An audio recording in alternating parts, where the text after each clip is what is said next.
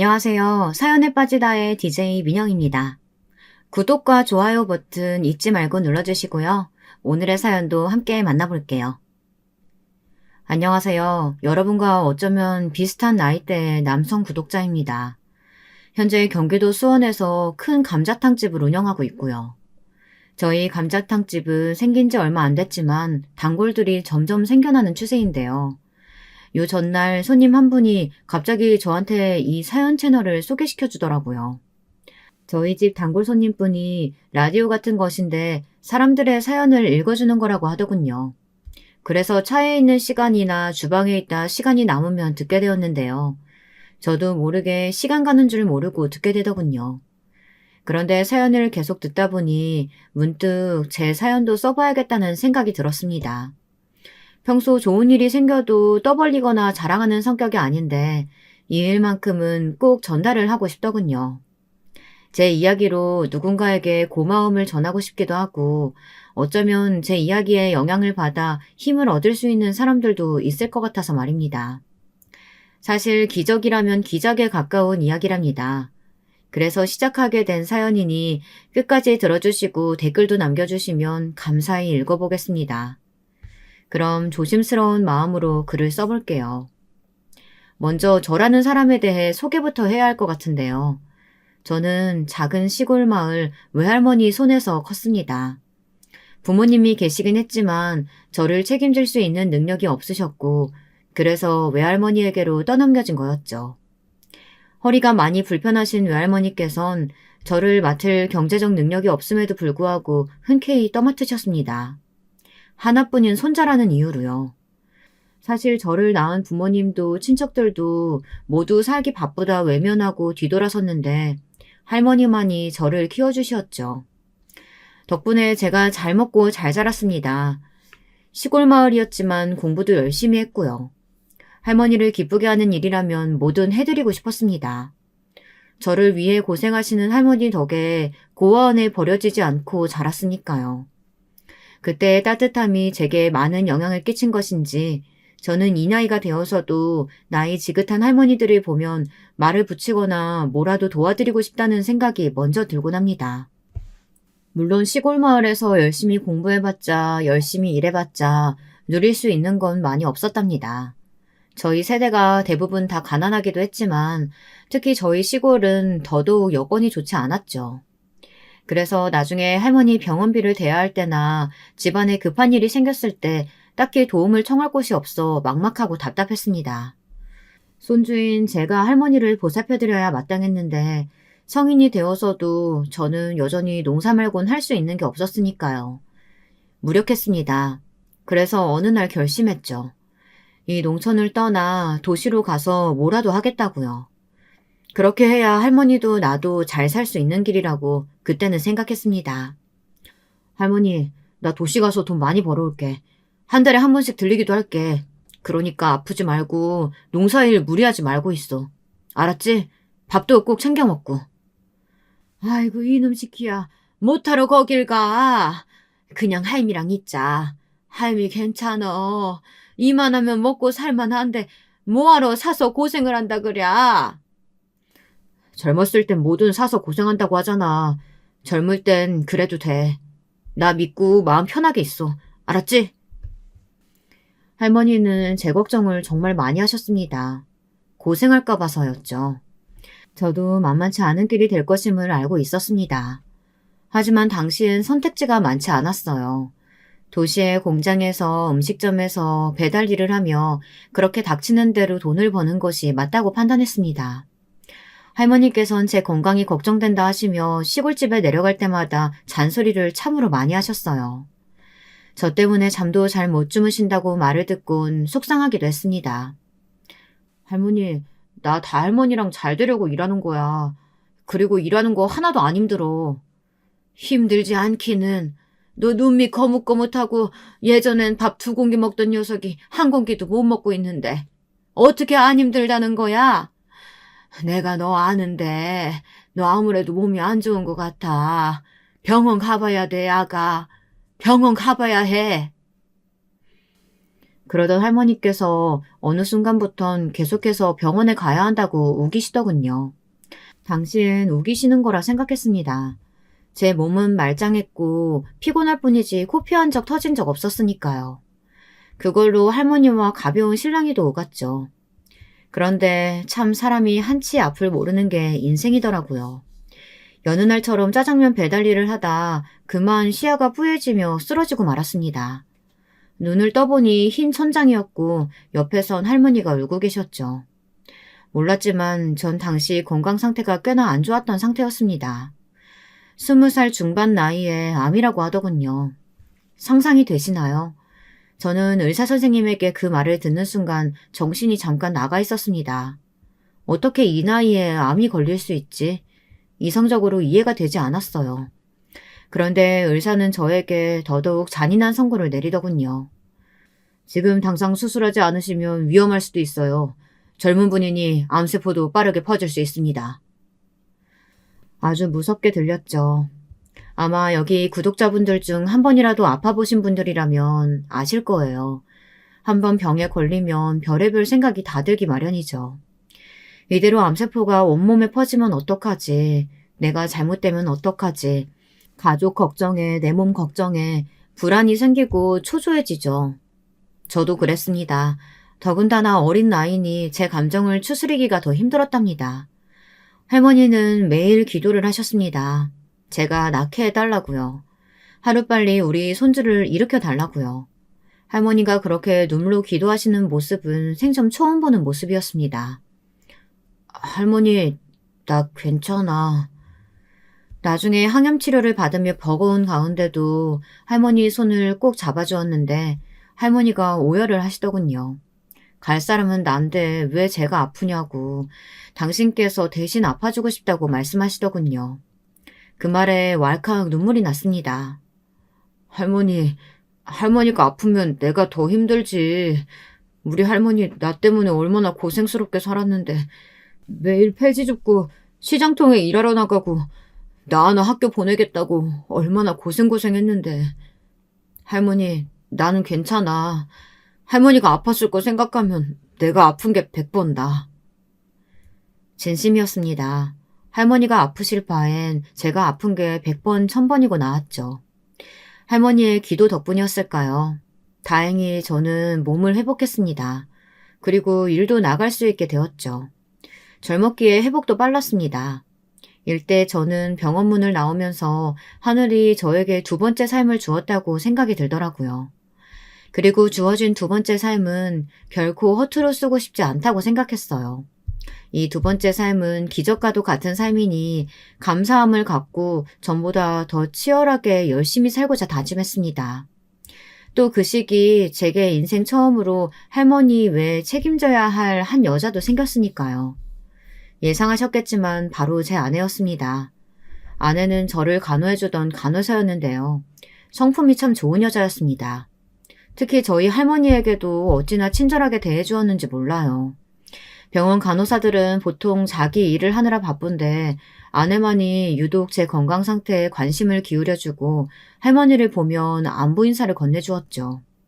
그런 다정함과 따스함이 저를 사로잡았습니다. 그리고 결혼으로 이끌었습니다. 그런데 이때 예상치 못한 난관을 만나게 되었죠. 제가 한창 열심히 살기 위해 남들보다 2배로 월급을 주는 공장에 들어가 일을 하고 있을 적 아내가 먼저 말을 하더군요. 결혼을 하고 싶다고요. 사실 결혼에 대한 경제적 준비가 되어 있진 않았지만 옛날 시대엔 지금보다 훨씬 결혼 정년기가 빨랐어요. 그러니 저도 이왕 하게 될 결혼이라면 빨리 살림을 합치자 생각했습니다. 하지만 이것을 별로 좋지 않게 보신 분이 저희 장모님이셨죠. 연애할 때만 해도 몰랐었는데 아내의 집이 무척 잘 사는 집안이더군요. 장모님의 집에 인사드리기 위해 방문했을 때 깜짝 놀랐습니다. 장모님의 집이 거의 궁궐 수준으로 무척 부지가 넓은 전원주택이더라고요. 난 자기가 이렇게 좋은 집안에서 자랐는 줄 몰랐는데. 놀란 것은 둘째치고 집으로 들어가자 호랑이 같은 인상의 장모님과 2명의 오빠가 있었습니다. 아내에게 오빠가 2명 있었다는 사실은 알고 있었지만 저도 모르게 그 기세에 눌리게 되더라고요. 장모님은 저를 보자마자 사는 집안의 수준부터 모아놓은 돈까지 세세하게 물어보셨습니다. 그러더니 딱 한마디 하시더군요. 미안하지만 자네에게는 우리 딸 못 주겠네. 딸이 아무리 출가 외인이라고 하지만 자네와 결혼하기엔 내 딸이 너무 아까워. 그 한마디가 그땐 참 섭섭하고 또 막막하게 느껴졌습니다. 장모님은 장인어른이 돌아가신 후 그 사업을 일찍 받아 크게 확장하셨고 나름의 부동산 투자로 돈을 벌어가시던 분이었어요. 그런 환경에서 키운 딸을 제게 주긴 아까우셨던 거죠. 저는 자연스레 고개가 숙여졌지만 그래도 이왕 여기까지 왔으니 당당하게 어필해왔습니다. 부족한 사위일수록 앞으로 열심히 해나가겠다고요. 하지만 아내의 오빠들이 나서 기선제압을 하더군요.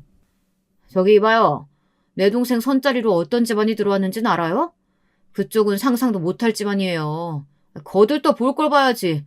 자기가 누울 자리는 알고 뻗어야지. 건방지게 누굴 상대로 결혼을 거론하고 있는 거요? 형 말이 맞아요. 험한 말 나오기 전에 그만 들어가시오. 우리 엄마 의견이 그런 거면 우리도 다 똑같은 생각이니까 긴 말 할 거 없습니다. 그렇게 저는 쫓겨나듯 나올 뻔했습니다. 그럴 뻔했죠. 근데 그때 아내가 벌떡 일어나 그러더군요. 오빠들 엄마 정말 너무하신 거 아니에요? 나랑 한 약속 다들 잊었어요? 내가 원하는 상대랑 결혼하게 해주겠다는 말. 그 약속은 꼭 지켜주기로 약속했잖아요. 사람이 어떻게 한 입으로 두 말을 해요?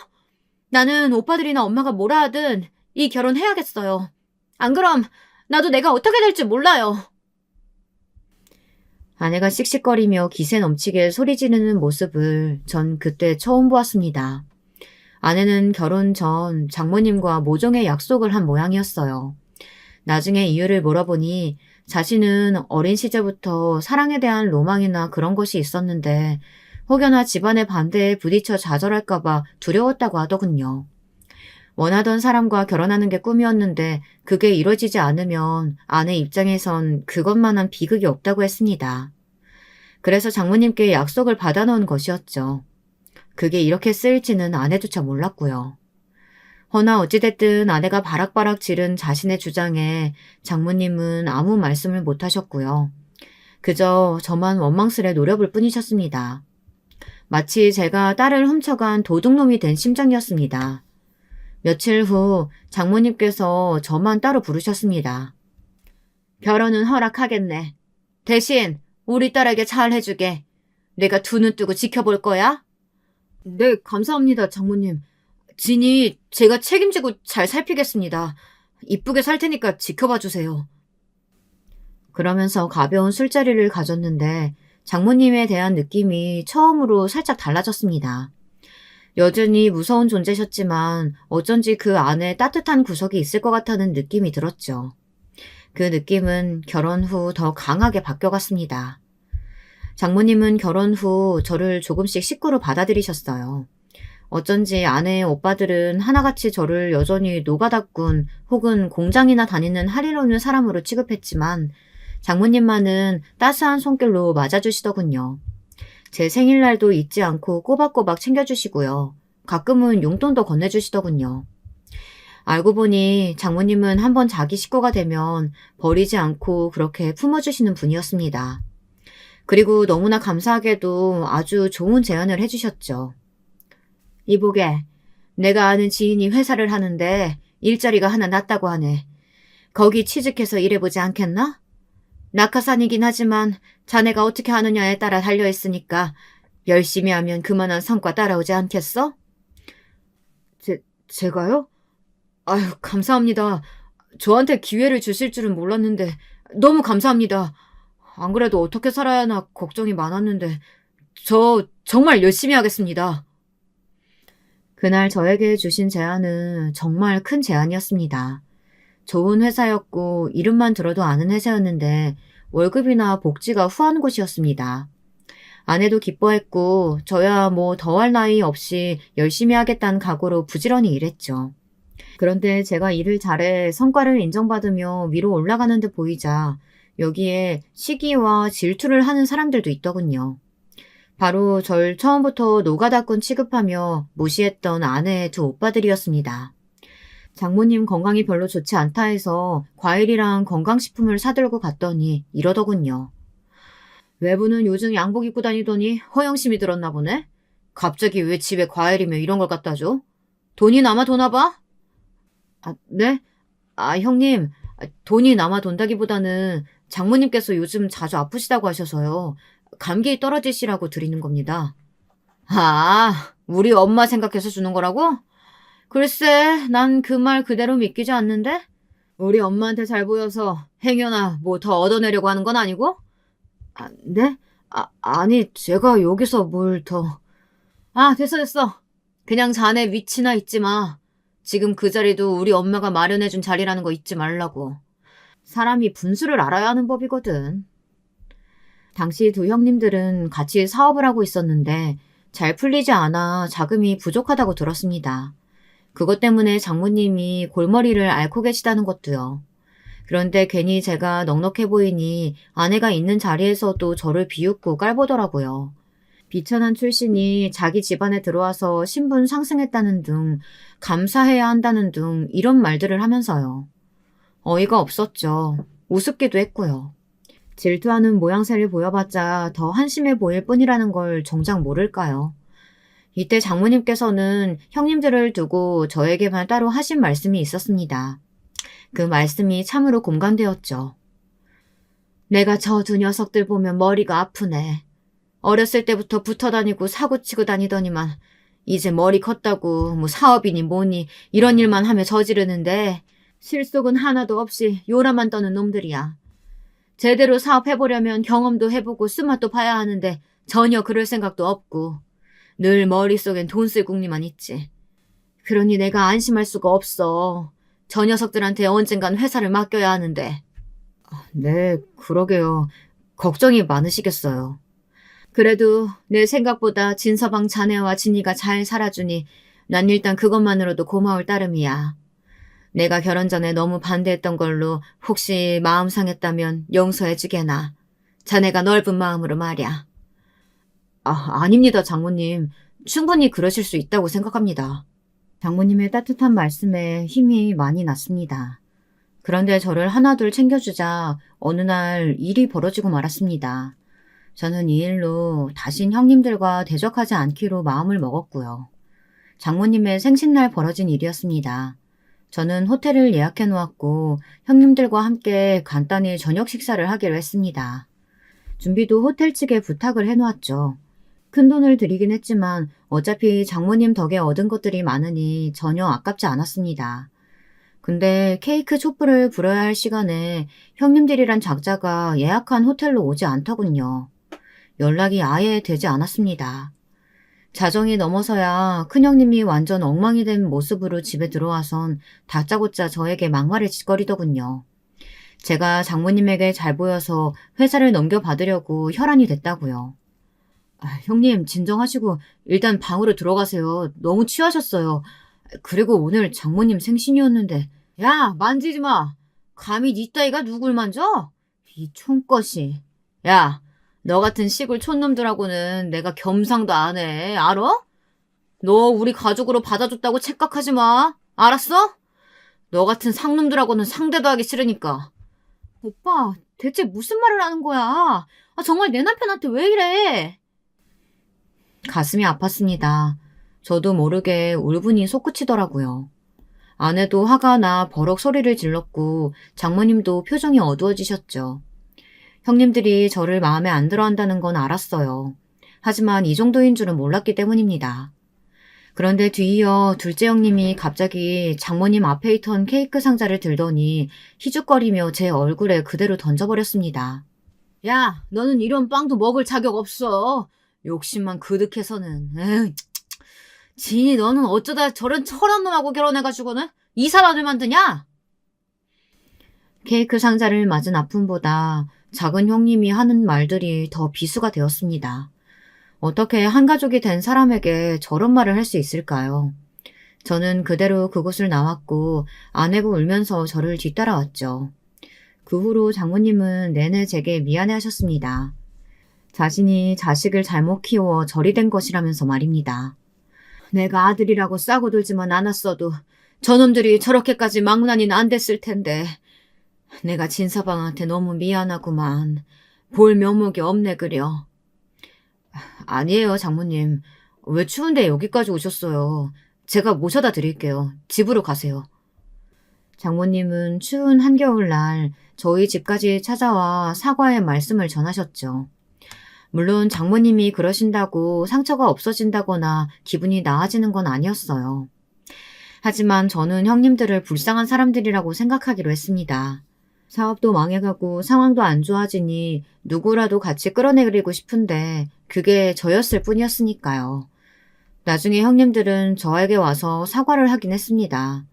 장모님이 저에게 사과하지 않으면 돈줄이 끊긴다고 위협을 하셨나 봐요. 정말 울며 겨자 먹기로 사과를 하더군요. 그땐 내가 술에 취했어서. 그래도 이해하지? 원래 술 먹으면 사람이 약간 돌잖아. 내가 그날은 좀 심했어. 저는 아무 말도 하지 않았습니다. 부끄러운 줄 아세요. 이 한마디만 남기고 돌아섰죠. 그들이 정말 부끄러운 걸 알길 바랬습니다. 자기 상황이 안 좋다고 해서 다른 사람을 함께 비난하고 끌어내리는 게 얼마나 한심한 행동인지 알길 바랬어요.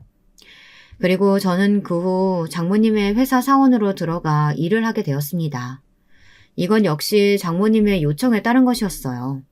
물론 형님들은 좋아하지 않으셨지만 저는 장모님을 보조하며 열심히 일했습니다.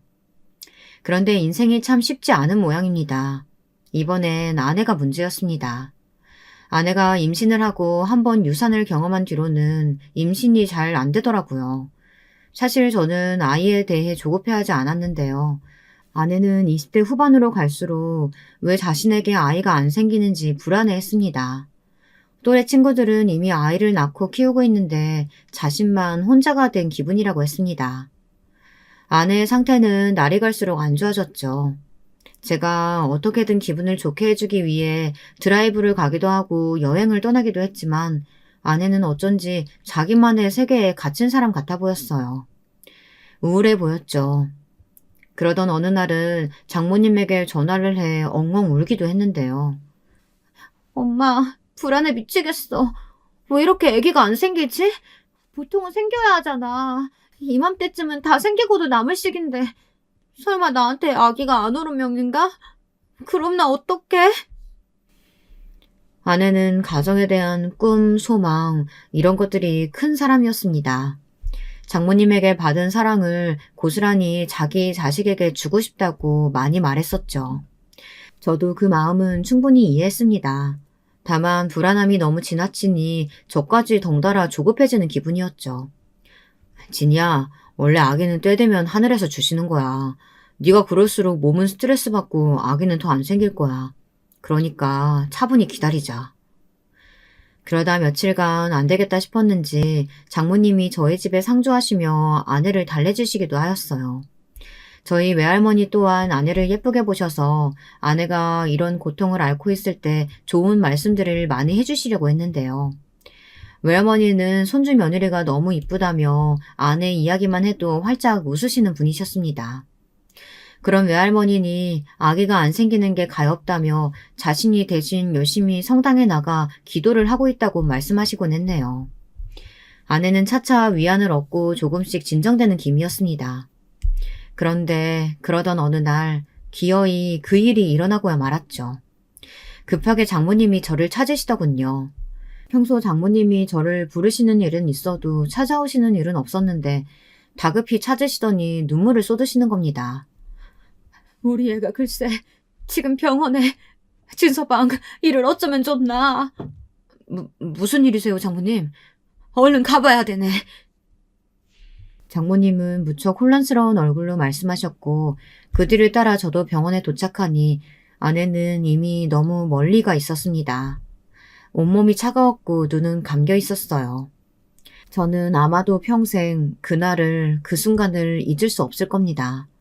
그것이 가장 큰 슬픔이 될 테지만 아마도 영원히 잊을 수 없을 거예요. 제 아내가 너무나 갑작스레 가족의 곁을 떠난 순간을 말입니다. 그리고 아내에게 미안한 것이 있다면 29살의 젊은 아내가 세상을 떠났을 당시 마음 상태가 좋지 않았다는 것입니다. 행복만 해도 모자랄 나이에 아내는 임신 문제로 다분히 힘들어하고 있었으니까요. 그것이 제 탓은 아니지만 저는 죄스러움을 느꼈습니다. 제가 조금만 더 아내를 행복하게 해줄 수 있었다면 좋았을 텐데 정말 오랜 시간 동안 그것이 제 탓같이 느껴졌어요. 그리고 아내의 장례식 날 저는 아내를 보내며 아이처럼 엉엉 오열했습니다. 그날은 그 누가 저를 위로해도 들리지 않은 날이었어요. 아내의 유품을 정리하면선 아이에 대한 열망, 저에 대한 사랑, 장모님에 대한 애틋함 이런 것들을 느낄 수 있었는데요. 특히 아내의 일기장을 보면서 장모님과 아내가 보낸 어린 시절 이야기를 통해 얼마나 끈끈한 관계로 지내왔는지, 아내가 장모님을 얼마나 사랑하는지 알 수 있었습니다. 아버지를 잃고 방황하던 아내에게 장모님은 늘 엄마, 아빠, 양부모의 역할을 다 해주려 했고 그 역할을 무척이나 훌륭하게 소화해낸 엄마였죠. 아직도 제게 남아있는 난 엄마가 그 누구보다 자랑스럽다. 아내의 일기장에 있는 이 구절은 잊히지 않는 구절입니다. 전 그때 어떤 결심을 한 것 같습니다. 아내를 사랑한 만큼 장모님에게도 남은 시간 잘해드려야겠다는 결심을요. 아내가 제게 주었던 사랑은 장모님에게서 배운 것이었어요. 장모님 또한 저를 가족의 일원으로 받아주셨으니까요. 장모님도 아내가 떠나시고 저를 많이 의지했습니다. 아마 서로 의지를 많이 했던 것 같습니다. 장모님을 만나 뵈면 아내가 생각나 괴롭기도 하지만 아내와의 소중한 추억을 공유할 수 있는 사람도 장모님 뿐이었으니까요. 게다가 장모님으로선 자식을 잃은 거니 얼마나 충격이 크셨겠나요. 물론 저도 남편이니 마음이 힘들긴 하지만 저보다 오랜 세월 아내를 봐왔을 장모님의 심정은 가히 상상이 안 되더라고요. 장모님은 처음엔 그럭저럭 버티시는 것 같더니 갈수록 시름시름 앓기 시작하셨습니다. 툭 하면 쓰러지시기도 하고 기운이 없다며 누워만 계셨죠. 얼굴에도 표정이 없으시고요. 에너지가 넘치던 분이 표정이 없어지셨어요. 그땐 그게 어떤 징조일 거라고는 상상도 못했어요. 장모님, 기운 내셔야죠. 요즘 전보다 더 자주 아프신 것 같아요. 병원에 가보시는 게 어때요? 저도 예전에 별거 아닌 거라고 생각하고 넘겼는데 병원에 가서 안 좋은 말을 들은 적이 있어서요. 장모님도 아시죠? 병원 한번 가봐요, 우리. 결국은 이대로 냅둬선 안 되겠다 싶어 장모님을 끌고 힘겹게 병원에 갔는데요. 청천벽력 같은 말을 듣고 말았습니다. 지금 상태로 보아선 파킨슨병 같습니다. 전혀 준비가 되지 않은 상태라 너무나 아찔했습니다. 요즘에야 인터넷이 발달해서 어떤 병인지 검색만 해도 알 수 있지만 그땐 정보도 없어 어떤 병인지 수명에 영향을 얼마나 끼치는지 등등 캐물어야 했습니다. 여러분도 파킨슨병을 아시나요? 혹시나 모르시는 분들을 위해 말씀드리면 근육이 굳고 움직임이 느려지고 완치가 불가능한 병입니다. 모든 병이 그렇겠지만 완치가 힘들다는 점에서 환자에게도 지켜보는 가족에게도 고통을 주는 병이죠. 거기다 의사에게 듣는 것만으로도 막막했는데 애석하게도 장모님은 이미 상태가 나빠지신 후에 방문한 것이었어요. 제가 이 소식을 두 형님들에게 전하자 형님들도 병원으로 달려오셨어요. 첫마디가 죽을 병은 아니니 관리하면 된다 이 말이었습니다. 그러면서 자신이 엄마를 모시겠다며 둘이 서로 싸우더군요. 정작 장모님은 그 어느 곳에도 맡겨지고 싶지 않아 하셨는데 말입니다. 형은 지금껏 엄마한테 관심도 없다가 왜 나대? 엄마 회사 때문에 그러지? 너야말로 나대지 말고 비켜 이 자식아. 왜 갑자기 착한 척이냐? 정신없이 굴지 말고 동생이면 동생답게 양보도 할 줄 알아라. 어? 동업한 건 망한 것도 다 너 때문인데 지금 참아주고 있는 거니까. 뭐라고? 형이 일 못해놓고 왜 나한테 뒤집어 씌워? 엄마 아픈 것도 결국 다 형 때문이야. 형이 어렸을 때부터 하도 사고치고 다니니까 엄마가 마음고생하다가 저리 되신 거 아니야. 진짜 이런 말까지 안 하려고 했는데 형이 말만 잘 들었어도 엄마 저리 되시진 않았어. 정말 철이 없어도 너무 없었습니다. 보다 못한 장모님이 대화를 막았죠. 그만해라. 둘 다 꼴 보기 싫으니까. 이제부터 내 말 잘 들어라. 일단은 아직 내가 몸이 성하니 내가 회사 운영은 할 거야. 몸이 안 좋아지고 그때 되면 니들한테 넘길 테니 그렇게 알아라.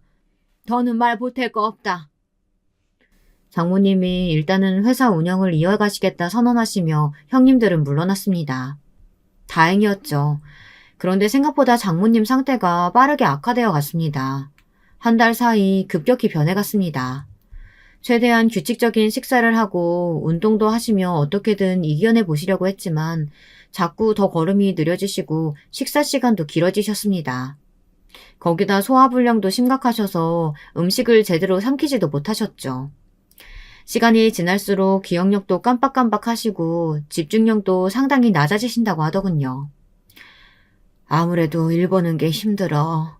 비서가 한 번 얘기해줘도 두 번, 세 번을 물어야 겨우 기억하고 일 처리하는 것도 힘들고 문서 하나 보려면 예전엔 10분이면 봤던 걸 이제는 2시간은 봐야 되니 나도 답답하구만. 일을 어쩌면 좋을지. 이젠 안 될 것 같아. 이대로 내가 회사에 있다간 피해만 끼칠 거야. 어쩌실 생각이세요? 아들에게 넘겨야지. 그놈들이 잘할런진 모르겠지만 일단은 의욕은 있으니. 장모님은 형님들에게 일단은 맡겨보시겠다고 했습니다. 본인이 계속 이어가고 싶어 하셨지만 일단은 제게 많이 도와달라 부탁하면서 맡기신 거였죠. 돈과 명성에 혈안이 되어있던 형님들이야 너무나 좋아했습니다. 드디어 CEO 자리에 올랐다며 호언장담을 했답니다. 여러분 어떻게 됐을 것 같나요? 저는 시작부터 불안했습니다. 과연 장모님이 일구신 회사를 형님들이 잘 이끌어 나갈 수 있을지. 그런데 역시나 시간이 갈수록 형님들은 점점 회사에 나오지 않았고 일을 밀어나갔습니다. 제가 결제를 재촉해도 뭐 때문에 바쁘다는 등 핑계를 대었고요. 아, 그런 건 자네가 좀 알아서 해라. 내가 그것까지 맡아서 해야 되나? 형님이 그래도 책임자시니. 아, 지겨워. 그놈의 책임자. 일을 유도리 있게 해야지. 자네는 그런 면에서 센스가 부족해도 너무 부족해. 에휴, 알아서 사인하고 넘겨. 우리 엄마한테 또 이러지 말고. 결국 회사 일은 제가 처리하게 되었죠. 그리고 이뿐만이 아니라 여기서 상당히 역겨웠던 점이 있었는데요. 바로 형님에 이어 형님의 아내란 사람들 모두, 그러니까 형님 부부 모두 장모님을 맡을 생각이 없었다는 겁니다. 장모님은 은근슬쩍 형님들이 자기를 모시진 않아도 보러 와줄 거라고 기대를 하셨지만 코빼기도 비추질 않았어요. 형님, 혹시 오늘 오실 수 있으세요? 네, 장모님 집으로요. 오늘은 내가 저기 그 회사 일 때문에 바쁜데 자네가 좀 대신 가주면 안 되나? 저는 이미 여기 있는데 장모님이 보고 싶어 하셔서요. 아, 나도 엄마 보고 싶지. 근데 바빠. 집사람이라도 보내고 싶은데 집사람도 곤란하네. 둘 다 똑같았습니다. 희희낙낙 여행지에서 노는 게 분명했는데도 거짓말을 하더라고요. 그 때문에 장모님은 내색하지 않으셔도 많이 우울해하셨습니다. 제가 간병인을 집으로 보내고 그 옆에서 시간을 보내드리며 적적함을 달래드렸죠. 그러던 어느 날 명절이었는데 그날만큼은 형님들을 볼 수 있는 날이었습니다. 장모님도 몇 달 만에 기력이 많이 쇠해지신 터라 기대를 하고 계셨죠. 근데 첫째 형님은 등장부터 조금 언짢은 표정으로 오시더라고요. 둘째 형님은 약속 시간보다 3시간을 넘겨 도착했고요. 형님들은 장모님이 거동도 잘 못하시는 모습을 보며 별 표정의 변화가 없었습니다. 놀란 기색도 없었죠. 오히려 아픈 장모님 앞에서 회사 일이 힘들다며 투정을 부리더군요. 엄마가 회사에 다시 복귀해서 도울 생각 없지? 아니다. 엄마 꼴을 보니 그건 못하긴 하겠다. 내가 요즘 잠을 잘 못 자. 처리할 일이 산더미라서. 병에 걸려 가장 속상할 장본인은 장모님인데 그런 말이나 하고 있더군요. 심지어 회사 일을 책임감 있게 하지도 않으면서요. 열받아 한마디 하려는데 역시나 언짢으셨던 장모님이 불효령을 내리셨습니다. 그럼 너 당장 그 자리에서 내려와라. 다른 사람 앉힐 테니까. 뭐? 아니 엄마, 무슨 말을 그렇게 섭섭하게 해요. 나랑 동생이랑 지금 얼마나 열심히 하고 있는데 농담 좀 했다고 그걸 진지하게 받아들여선. 알겠어요. 그래요 어머님. 이가 회사 일이 너무 힘들어서 어머님께 투정 부린 거예요. 넘어가 주세요. 명절인데도 과일 하나 없이 덜렁 와서는 밥만 얻어먹고는 형님들은 그냥 그렇게 가버렸습니다. 왔으면 설거지라도 해줄 법한데 먼저 하겠다는 말도 없었죠. 심지어 장모님의 건강에 대해서도 묻지 않았습니다. 한두 시간씩 잠깐 앉아있더니 바쁘다면서 서둘러 일어섰죠. 그리고 저만 홀로 남겨졌는데 장모님이 우울한 기색으로 방에 들어가시더군요. 자네도 얼른 들어가게. 시간 늦었네. 그 말을 듣고 마음이 쓰여 저는 현관을 나갔다가도 다시 들어오게 되었습니다. 그리고 그때 보고 만 것이죠. 너무나 가여운 장모님을요. 장모님께서 혼자 서럽게 울고 계시더군요. 차가운 방 안에서 아내 사진을 붙들고 가엾게도 어깨가 흔들릴 정도로 처량하게 울고 있었습니다. 그 모습을 보는데 얼마나 눈물이 나던지 저도 아내 생각에 하루에 몇 번이고 속으로 울음을 참고 사귀고 있던 터라 장모님 심정을 모르는 바 아니었습니다. 그날은 장모님이 원하지 않을 것 같아 못 본 척 해드렸지만 저는 장모님의 외로움을 깊이 들여다본 느낌이었습니다. 그래서 어떻게 해야 할까 고민이 되었습니다. 고민의 시간은 짧았습니다. 저는 어느 날 장모님의 집으로 단촐한 짐을 싸들고 들어갔고 이제부터 제가 모시겠노라 말했죠. 아니 그게 무슨 말이야 진서방. 아니네 나 아직 정정해. 저야말로 사양할게요 장모님. 장모님 제가 원해서 하는 일이니 허락해 주세요. 장모님께서도 저 힘들 때 옆에서 힘 되어주셨잖아요. 저도 그러고 싶어요. 제 말이 끝나자마자 장모님의 눈에 눈물이 글썽였습니다. 옛날 같았으면 엄한 목소리로 그럴 필요 없다 다그치셨겠지만 그간 많이 약해지셨는지 고맙다고 기어들어가는 목소리로 그러시더군요. 고마울 거 하나 없어요. 장모님, 이제부터 우리 행복하게 잘 살아봐요. 전 씩씩하게 웃으며 제 짐을 정리했고 아내가 자곤 했던 침대에 몸을 눕혀 잠시 아내 생각을 했습니다. 아내라면 지금의 저를 기특해 할 것 같아 마음이 뿌듯해져 왔죠. 장모님 집에 살면서 가장 좋았던 점은 제가 장모님의 상태를 곁에서 지켜보며 식단과 운동, 약을 꼬박꼬박 챙겨드리니 장모님의 상태가 나빠지지 않았다는 것입니다. 워낙에 신경을 쓰기도 했고 좋다는 약 중 괜찮다는 것들을 일단 갖다 드렸거든요. 효능이 있는 것들은 더 드시게 했고요. 진서방 덕분에 내가 이런 호사를 누리네. 고마워. 내 아들들도 못하는 일을 피 한 방울 안 섞인 자네가 하네 그려. 그리고 그럴 때마다 장모님은 이런 말씀을 하시곤 했습니다. 하지만 어딘지 모르게 저를 불편해하는 기색도 있으셨습니다. 당시 제 나이가 많지 않았고 아내와 저 사이에 아이도 없었기 때문에 내심 장모님은 자신이 제 발목을 붙잡고 있는 건 아닌지 걱정하는 기색이었습니다. 어느 날은 저를 붙잡고 진지하게 말씀하시기도 했어요. 나는 자네가 얼른 새 출발해도 좋을 것 같아. 자네 정도면 어떤 여자를 만나도 어떤 집안에 들어가도 환영받을 사람이야. 괜히 나 같은 늙은이 한 명 때문에 자네의 젊음이 망가지는 걸까봐 난 그게 두렵네. 장모님, 혹시 기억나세요? 제게 부모님이 없다고 했을 때 장모님이 저에게 해주셨던 말씀. 어? 부끄럽지만 저는 이때 장모님에게 가장 깊은 정을 느꼈던 경험을 꺼내 들려드렸는데요. 제가 양부모를 잃고 외할머니 손에서 컸다는 것을 아신 장모님이 어느 날 문득 지나가듯 이렇게 말씀하셨거든요. 자네는 이제부터 내 가족이고 우리 집 사람이야. 그러니 어디 가서 엄마가 없다고 하지 말게나. 자네만 좋다면 내가 자네의 엄마가 돼줄 거니까. 가슴이 벅차도록 좋은 말이었습니다.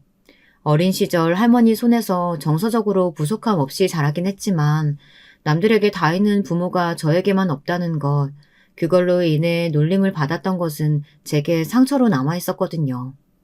근데 그 말씀을 들려주셨을 땐 정말이지 너무 감사하더군요. 감사하다는 생각밖에 들지 않았습니다.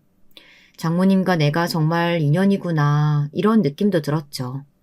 그래서 전 그 이야기를 들려드리며 장모님, 제가 장모님의 가족이라고 하셨잖아요. 그럼 제가 장모님 아들인 거잖아요. 셋째 아들. 맞죠? 넉살 좋게 웃자 장모님의 눈에 또다시 눈물이 맺혔네요. 그 이후 저는 장모님의 건강을 챙기며 10년간 함께 살을 맞대고 부딪히며 끈끈하게 가족으로 살아갔습니다. 형님들에게도 삶의 변화라면 변화가 있었는데요. 첫째 형님께서 한 번 이혼을 했다 새로운 여자를 들이시고 둘째 형님께서도 역시 똑같은 경험을 하셨습니다. 여전히 장모님에겐 관심이 없었고요. 그런데 그 사이 더 큰 일이 터지고 말았답니다. 제가 막았어야 했지만 막지 못한 일이기도 합니다. 형님들께서 맡고 계셨던 거래처와 큰 문제가 생기면서 회사 재정에 구멍이 나기 시작했는데요. 제가 이를 알고 문제를 제기했을 땐 두 형님 모두 회사 돈을 횡령하여 외국으로 나른 상태더라고요. 아니, 해외로 갔다고 해서 못 잡는 게 말이 됩니까? 어떻게든 찾아야 합니다. 너무 화가 나는 마음으로 경찰서에 신고부터 했죠. 정말 생전 처음 별의별 욕을 다 한 것 같습니다. 아무리 돈에 눈이 멀었다고 해도 자신의 어머니 회사에서 횡령이란 죄를 저지를 수 있는 건지, 돈 욕심 많은 형님들이었다 할지라도 저로선 거기까지 도무지 상상할 수가 없었네요. 이럴 때 아내가 살아만 있었어도 얼마나 좋았을까. 아내 생각도 부쩍 많이 났고요. 거기다 10년쯤 흐르면서 장모님 건강이 조금 더 안 좋아지셨기에 쉽사리 이 일을 말하기도 힘들었습니다. 결국은 말하게 되었지만요. 내 이것들을, 아이고 내 팔자야. 기어이 일을 쳤구나. 기어이. 일단 장모님, 그 회사는 최대한 손에 안 가는 방향으로 정리를 해야 할 것 같습니다. 지금 있는 빚도 상당해서. 여기저기 벌려놓은 사업들이 있었던지라 빚은 불가피했고 어쩔 수 없이 장모님이 피땀 흘려 세우신 회사는 무너져야 했습니다. 그때부터 장모님의 우울증 증세가 시작되었죠. 그전까진 그래도 가끔씩 아내 이야기를 하며 일상을 나누며 잘 견디고 버텨하셨는데 형님들이 회사를 배신하고 나갔다는 이야기를 듣자 완전히 무너져 버리셨어요. 정신을 차리지 못하셨죠. 자식의 배신을 어떻게 쉽게 받아들이실 수 있겠나요? 여러분들이라면 어떨 것 같으세요? 저는 장모님의 심정이 100번 공감되었습니다. 그런데도 전 일단 이리 뛰고 저리 뛰며 돈을 빌리기 바빠 장모님을 챙길 시간적 여력이 없었네요. 형님들이 해외로 돈을 들고 꽁꽁 숨어버린 탓에 저는 그 후 10년을 미친 듯이 고생해야만 했습니다. 그 나이쯤 되면 여유있게 장모님 모시고 이곳저곳 여행도 다니고 할 줄 알았는데 빚에 허덕이는 신세가 되어버린 거죠. 미안하네 진서방. 이게 모두 나 때문이네. 자네가 다 책임지려 하지 않아도 돼. 자네는 그런 의무 없어. 이제 날 떠나고 홀가분하게 자네 삶을 살아줘. 부디 그게 내 마지막 소원이야. 솔직히 장모님이 이렇게 말씀하셨을 땐 저도 사람인지라 마음이 흔들렸습니다. 그냥 눈 한 번 딱 감고 모른 척도 하고 싶었습니다. 근데 제가 열정을 다해 지키려 했던 회사며 사랑했던 아내 장모님은 도저히 모른 척 할 수가 없었습니다. 뼈가 갈리는 한이 있더라도 끝까지 지켜드리고 싶었어요. 장모님과 저 모두 아주 비좁은 단칸방으로 이사를 가야 할 만큼 형편은 나빠졌지만 말입니다. 그렇게 시간이 흘러 저는 저를 써주는 아는 형님의 회사에 들어가 일을 시작했고 그 돈으로 근근히 생활하며 장모님을 모셨답니다. 장모님을 모신 지 30년쯤 다 되어선 장모님 또한 혀가 마비가 살짝 돼서 음식물을 삼키는 것도 힘드셔 코츠를 사용하셔야 했지만 그래도 저를 알아보시니 그것만으로도 만족했답니다. 파킨슨병의 합병증으로 치매가 있다는 것을 알고 있었기에 장모님이 치매에 걸릴까 두려웠거든요. 장모님, 저 누군지 아시죠? 그럼 우리 사랑하는 진서방이지. 그래서 장모님에게 한 번씩 확인차 물을 때 그렇게 대답해 주시면 안도하곤 했습니다. 주변 사람들도 합병증이 생기지 않아 너무 다행이라고 하더군요. 허나 안심하는 것도 잠시 장모님께서 추위가 심해지면서 상태가 나빠지셨습니다. 병원에선 나이가 들어 몸이 많이 쇠약해지셨다고 손 쓸 방법이 없다고 했어요. 마음이 너무 아팠습니다. 이대로 장모님을 보내드려야 한다 생각하니 무력하게 느껴졌죠. 그래도 장모님의 마지막 가는 길이니 후회 없이 보내드리고 싶더군요. 장모님, 평소 하고 싶으셨던 거 있음 우리 다 해봐요. 장모님은 그저 제 말에 고개를 끄덕이셨네요. 그리고 저는 일이 끝나면 거동도 불편하신 장모님을 휠체어에 태우고 가을 단풍도 잠깐 보고 오고 그랬었네요. 단풍은 참으로 아름답고 이쁜데 장모님은 일이 아프시니 슬프게 느껴졌습니다. 그럼에도 장모님은 아내를 보러 갈 시간이 다가오니 슬프지 않다며 저를 담담히 위로해 주시곤 했습니다. 나는 괜찮아, 진서방. 내 걱정은 말고 내가 하늘 가면 우리 진이도 보고 자네도 지켜보고 있을 테니까 자네는 하고 싶은 거 다 누리고 천천히, 아주 천천히 올라와. 네, 장모님, 그럴게요. 그런데 인생이 참 너무한 게요. 장모님과 오순도순 보내고 있을 적 그 연놈들이 돌아왔더군요. 여기서 그 연놈들이라고 하면 누군지 아시겠나요? 네, 형님들과 그들의 안사람들이요. 그 사람들은 시간이 꽤 많이 흘러 모든 게 괜찮아졌다고 생각한 건지 다짜고짜 흥신소를 고용해 저와 장모님의 거처를 찾아냈더군요. 당신들이 사람들이야? 이 페루나 같은 것들아. 내가 니들 찾으려고 얼마나 개고생했는지 알아? 시간이 오래 지났으니 횡령죄 같은 건 까맣게 잊고 있었는지 뻔뻔하게 구는 형님들을 저는 용서할 수가 없었습니다. 이성을 잃고 눈에 닥치는 대로 뭐든 집어들었네요. 근데 갑자기 큰형님이 무릎을 꿇더군요. 민망스럽지만 엄마, 나 사실 큰 결심하고 왔어요. 내가 엄마 자식이니까 이제부터 엄마 모시고 살게요. 사이한테 맡기지 말고요. 나 엄마 회사 그렇게 말아먹고 해외 도피한 거 엄청 반성하고 후회했어요. 그러니까 내가 빚 갚게 해줘요. 네?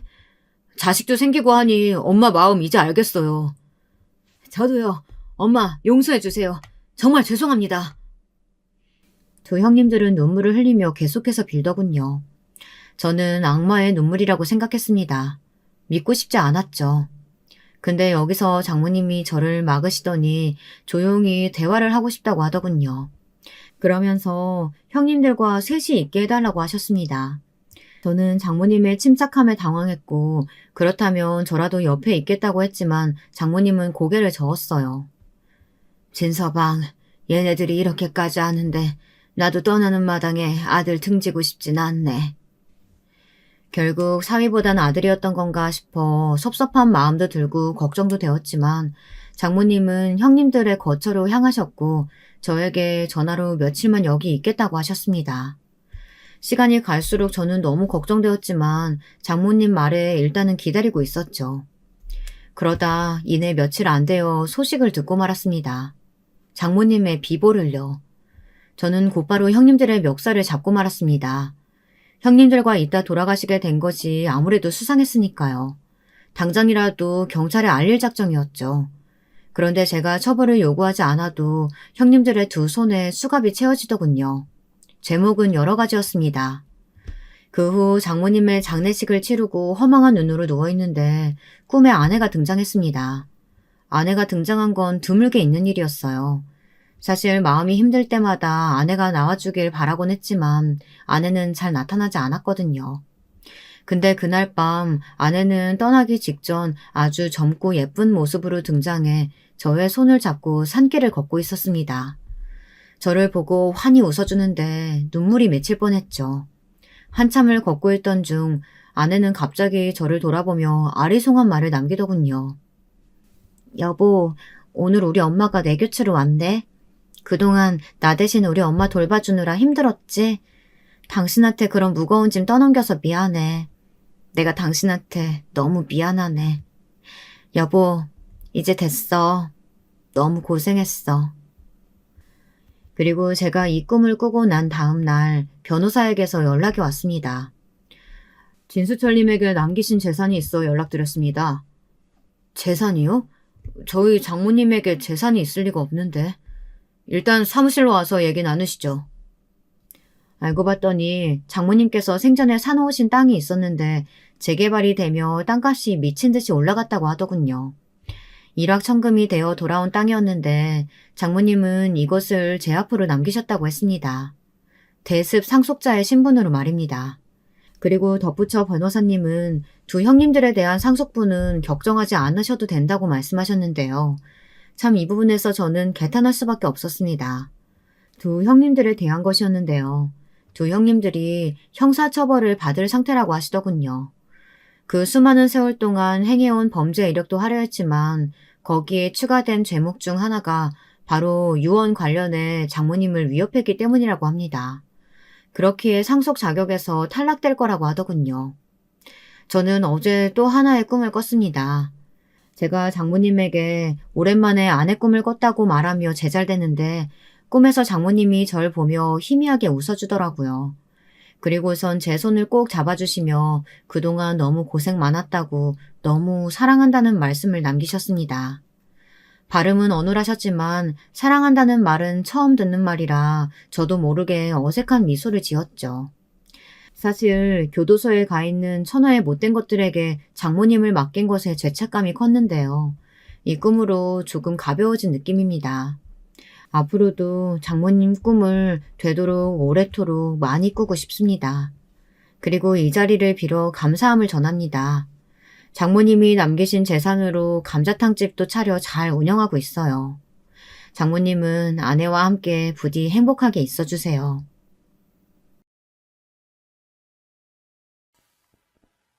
여러분, 두 번째 사연 시작하기 전에 좋아요와 구독 꼭 눌러주실 거죠?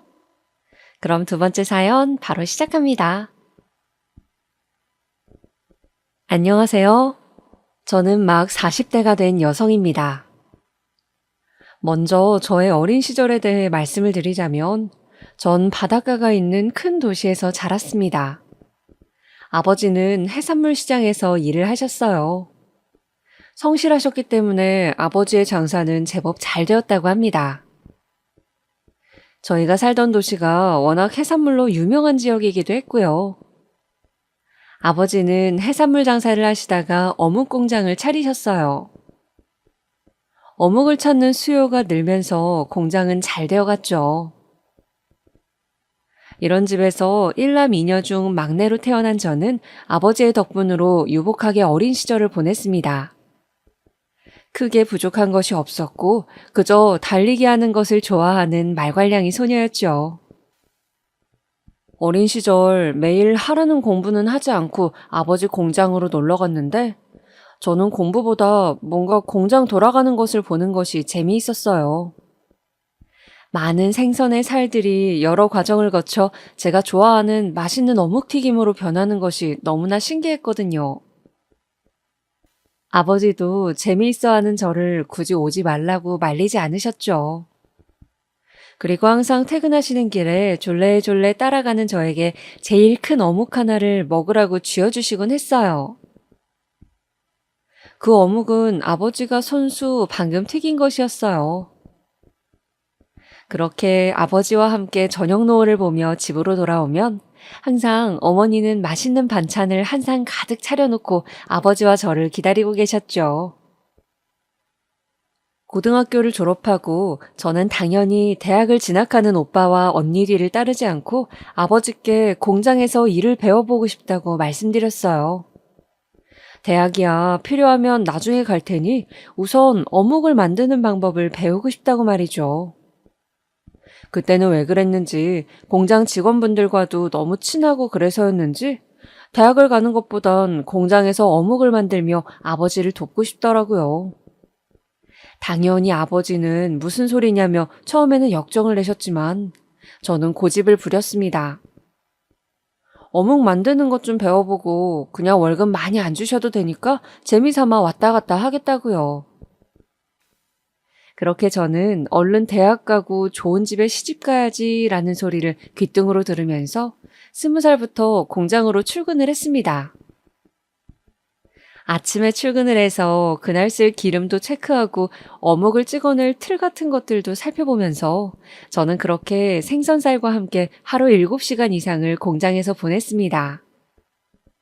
당연히 어머니는 꽃 같은 20대의 나이에 왜 저러냐고 안타까워하시기도 하고 저에게 화를 내시기도 했지만 저는 정말 그게 좋았어요. 빨리 대학 가고 좋은 집으로 시집 가는 게 여자 인생에서 제일 가는 길이라는 소리를 귀에 못이 박히게 하셨지만 그래도 부모님은 대학 가기 전 잠깐만 공장 일을 하겠다는 제 고집을 꺾지 못하셨습니다. 저는 공장이 돌아가는 것을 보면서 어떻게 하면 공장이 잘 돌아갈지 생각하는 것이 재미있었어요. 그리고 비로소 오빠가 공부하는 경영학이라는 것이 뭔지 알 수 있었죠. 경영은 바로 그런 공부였어요. 저는 뒤늦게 경영을 배워야 하겠다는 결론을 내렸습니다. 생각보다 저는 야심이 있는 사람이었어요. 전 서울이 아니라 미국을 가고 싶었습니다. 미국에서 경영으로 유명한 대학이 어디인지 필사적으로 찾았어요. 그리고 SAT 준비를 시작했죠. 영어는 제법 자신이 있었지만 미국 대학을 가기란 만만하지가 않았어요. 그리고 보통 한국에서 대학을 다니고 나서 유학을 가는데 저처럼 고등학교 졸업 후 바로 유학을 준비하는 경우가 흔치 않아서 정말 많은 우여곡절을 겪게 되었습니다. 그러나 몇 년간 노력을 한 결과로 저는 드디어 미국의 한 대학에서 경영학을 공부하게 되었어요. 바로 세계적인 명문인 뉴욕대였죠. 뉴욕대를 가서 뉴욕 생활을 하니 한국에서와는 다른 별 세계였어요. 이런 세상도 있구나 하면서 더 큰 세상에 눈을 떴던 것 같아요. 유명한 교수님께서 자신의 프로젝트에 제 이름을 올려주는 큰 기회를 얻기도 하고 정말 많은 것을 배웠습니다. 그렇게 미국에서 대학생으로 새로운 세상을 만나고 지낸 지 3년쯤 되던 해였습니다. 갑자기 아버지가 위독하다는 소식이 들려왔어요. 전화기 너머로 엄마가 울면서 말했죠. 제가 미국으로 떠나기 직전 건강검진에서 췌장암인 것을 알았는데 오래 공부해서 미국 가는 애 발목 잡지 말라고 아버지가 알리지 않으셨다고요. 저는 미국에서 한국으로 돌아오는 비행기 안에서 제발 아버지가 내가 도착할 때까지 살아계시기를 제가 아는 모든 신에게 빌고 또 빌었어요. 그러나 하늘은 무심하셨습니다.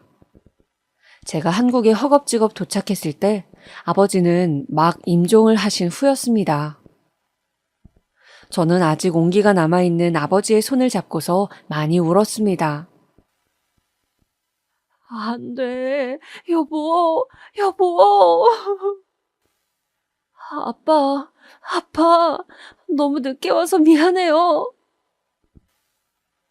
시간이 지날수록 아빠의 손은 차가워졌습니다. 저는 아버지의 마지막 모습을 보지 못했다는 것이 너무 마음이 아파 괴로웠습니다. 그 후 정신없이 장례식을 치르고 저는 미국으로 돌아가지 않고 두문불출했습니다. 정말 당장 다음 날 하루를 어떻게 보내야 할지 머릿속이 하얗게 되어 아무것도 떠오르지 않을 정도로 고통스러웠으니까요. 미국까지 가서 경영학을 공부하려고 마음을 먹은 것은 바로 아빠의 인정을 받고 싶은 마음 때문이었는데 아빠와 함께 어묵 공장을 잘 운영해보고 싶은 마음이 컸는데 이제 내 인생에 남은 것은 무엇일까? 그런 생각들로 채워진 날들이었습니다. 어떤 날은 못 먹는 술을 마셔보기도 하고 단순 노동을 해보기도 했어요. 그냥 단순한 일을 하면 아버지 죽음에 대한 괴로운 생각들이 좀 사라질까 싶어서 말이죠. 아버지가 돌아가신 지 한 달쯤 되자 어서 학업을 마쳐야 한다며 저에게 미국으로 돌아가야 한다고 말했지만 저는 다른 형제들이 다 서울로 올라가 버린 지금 나까지 미국을 가면 혼자 남은 엄마는 어쩌나 걱정이 되었습니다. 그렇게 저는 휴학계를 내게 되었어요. 그리고 아버지의 어묵 공장을 제가 떠맡게 되었습니다. 엄마는 자신은 아무것도 아는 것이 없으니 공장을 팔고 너는 미국을 가라고 했지만 저는 이 공장 때문에 미국까지 간 건데 이제 와서 이 공장을 팔 수 없다고 버텼죠. 엄마는 저와 실랑이를 하다가 제가 몇 달 하고 그만둘 줄 아셨는지 그러면 하는 데까지 해보고 정 안 되겠으면 팔라고 했어요. 그렇게 공장 일을 시작하고 나서 일감이 많이 줄었기에 직원 몇을 내보내고 저는 며칠을 아무 생각 없이 누구와도 말을 나누지 않고 하루 종일 양파를 까고 팔을 다듬으면서 그냥 기계처럼 지냈습니다. 머릿속에 생각이라곤 그저 오늘 하루를 어떻게 보낼까, 지금 몇 시지? 그런 것들이었어요. 시간은 빠르게 흘렀어요. 저는 미국에 가지 않은 채로 그냥 한국의 어묵 공장에서 하루 종일 일을 했죠. 엄마는 나중에는 우울증 아니냐고 병원에 가보라고 하기도 하고 또 남자라도 만나라고 했지만 전 당연히 남자에게도 관심이 없었어요.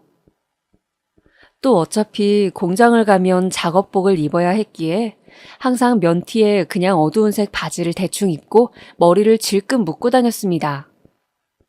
그저 편한 게 좋았거든요.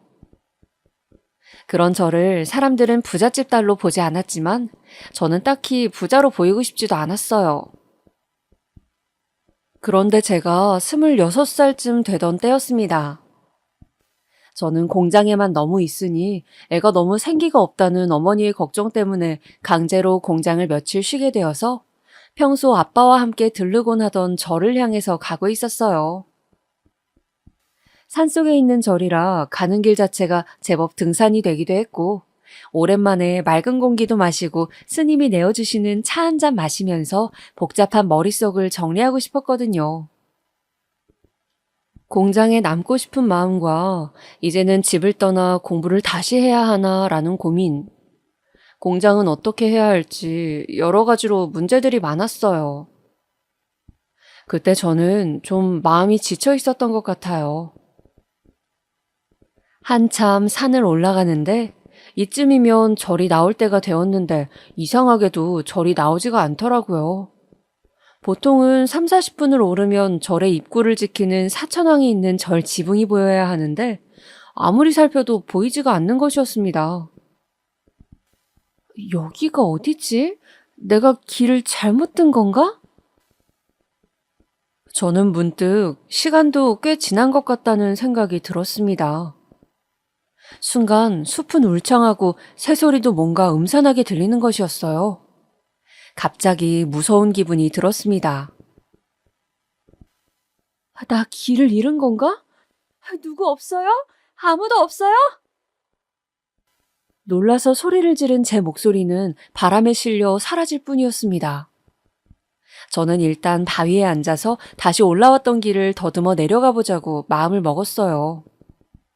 삐삐가 있기는 했지만 공중전화가 없으니 산속에서 연락을 취할 방법도 없고 조금씩 어두워져 가는데 가만히 있을 수는 없다는 생각이 들었어요. 가벼운 산행이라 생각했기에 운동화도 밑창이 얇은 것이었어요. 저는 바위 뒤에 내리막길이 있는 것을 눈으로 살피면서 다리를 내뻗었습니다.